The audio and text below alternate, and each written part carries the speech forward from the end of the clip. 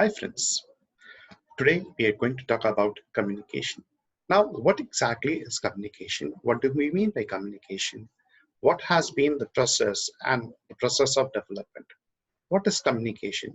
We need to understand the definition. Why the communication is required and what are the types of communication we have been doing. Now, what is the role played by communication and why communication is called a skill? Yes, my dear friends, we are going to answer all these things during these sessions of communication, which will be 15-minute series every day. I'm going to come to you, talk to you about what is communication, what are the different types of communication, what are the skills required, what are the inbuilt qualities we need to develop, how do we develop these skills in ourselves, why these are called as skills. And my dear friends, this comes under the category of soft skills. Now, why soft skills? What soft skills? We are going to answer all these systems step by step. So, first and foremost, let us try and understand what exactly is communication. Now, my dear friends, people have defined communication, but in simple terms, it's exchange of thoughts, ideas, emotions. Yeah. So, we being social animals, we definitely live in groups. And while living in groups, definitely 24 hours, we are numbered of interacting something or the other with others, with our fellow beings. So let us understand what communication exactly comes into, what is the role it plays, and how did humanity come to this level from scavengers to hunters to modern day human being. Did communication play a crucial role in the development of mankind? What are the sources of communication? What are the different formats of communication? And again, what are the resources and mediums used to communicate all these things? So step by step, we are going to learn all these aspects. And let me put it to you, my dear friends. We are on the verge of a new development. We require something that is called as a receiver, a sender, a medium. And let us understand what exactly communication is. I'll now try to just go with something that is there. I would like to share something with you. So let's work with something very different and try understand the definition of communication now. So I'm just sharing a screen with you, my dear friends, and let's understand what exactly communication now means to us. So here it is. So we are not going to the barriers first directly. We are going to the other slides. Okay. So communication skills. As I told you, communication is called as skill. Now, why it is called as skill? That is very, very important. My dear friends, to express ourselves, we require some ideas, some ways of interacting, moving, and talking to each other, right?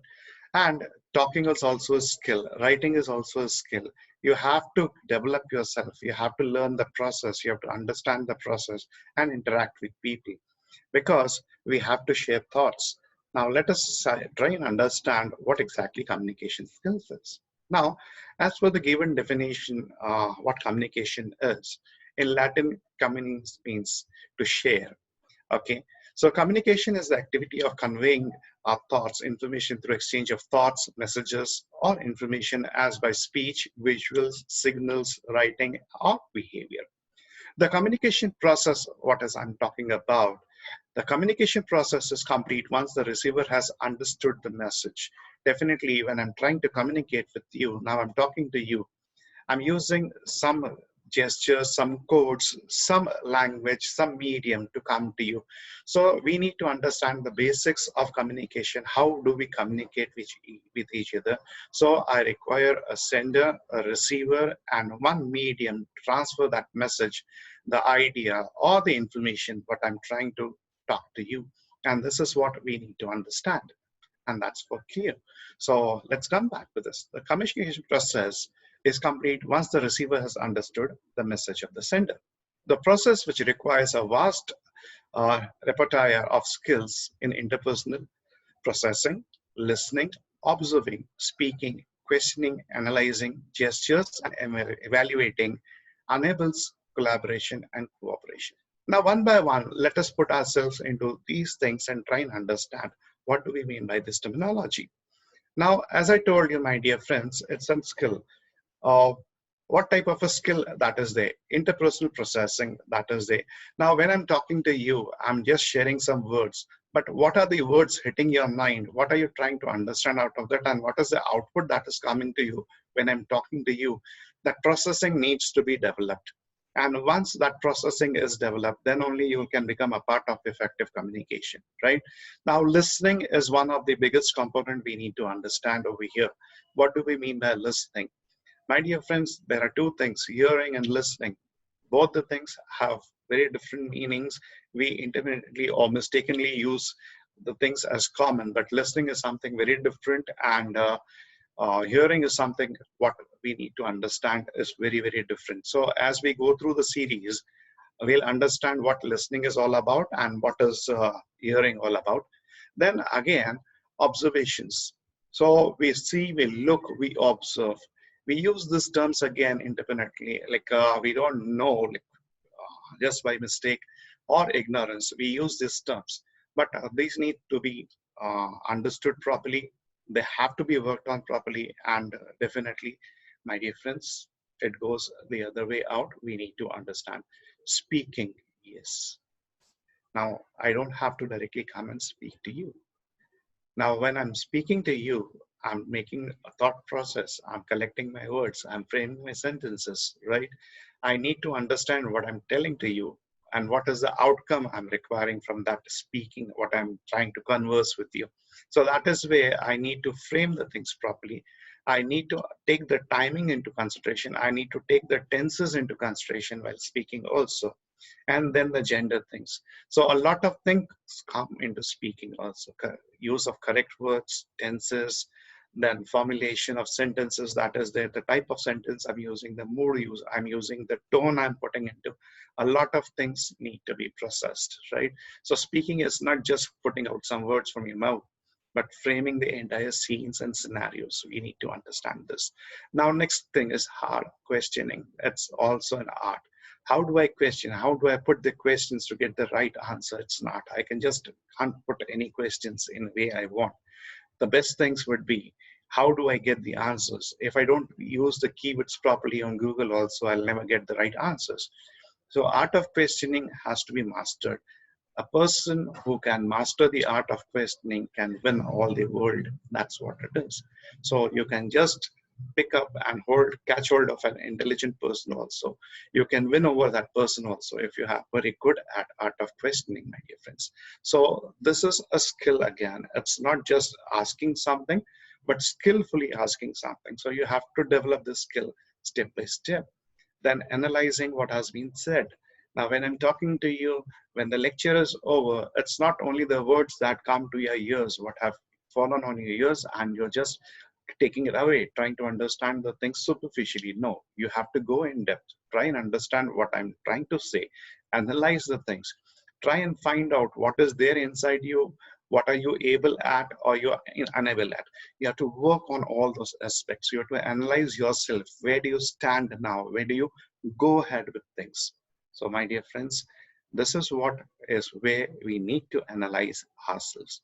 Then when I'm talking to you, I'm using some facial expressions. I'm using some words. I'm using some eye movements.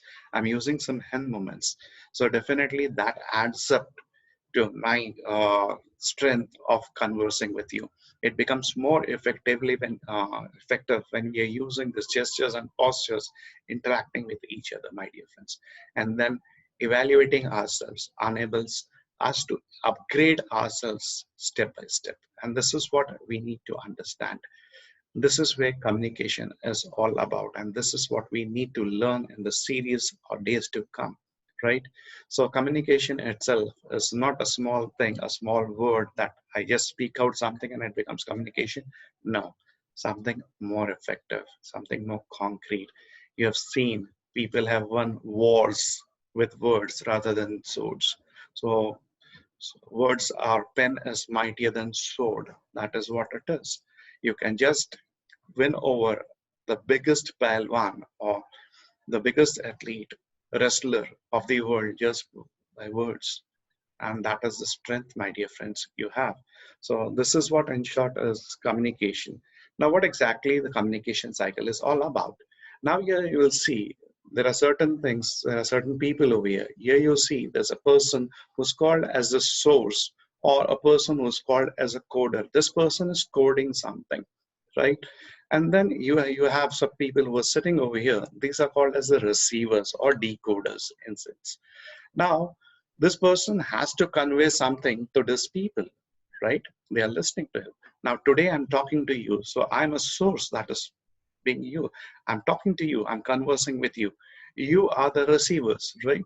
And I'm using some channels to pass on my message to you. So basically, there are three requirements for basic communication to happen. The first and foremost important thing is a person who's coding, a person who's decoding, and one medium to complete the message, right? And this requirement is very, very important. But one thing over here is very, very, very important, my dear friends, and that has to be understood very clearly. And that is a person who's sending you the codes and the person who's receiving should have a common medium. Now, what do I mean by common medium? Here, I need to understand one thing. Now, when I say a person is sending a message to other person using a medium, this medium has to be common. Now, in this case, if suppose I'm talking to you, I'm coding something and you're decoding something, the medium, what I'm using over here is sound language, and that language, what I'm using is English. If suppose I know English, you know English, so whatever I'm talking to you directly gets conveyed.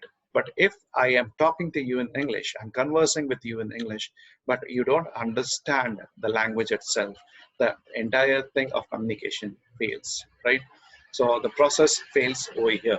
So a common medium is very much compulsory, my dear friends, when we are talking about the entire process of communication cycle, right?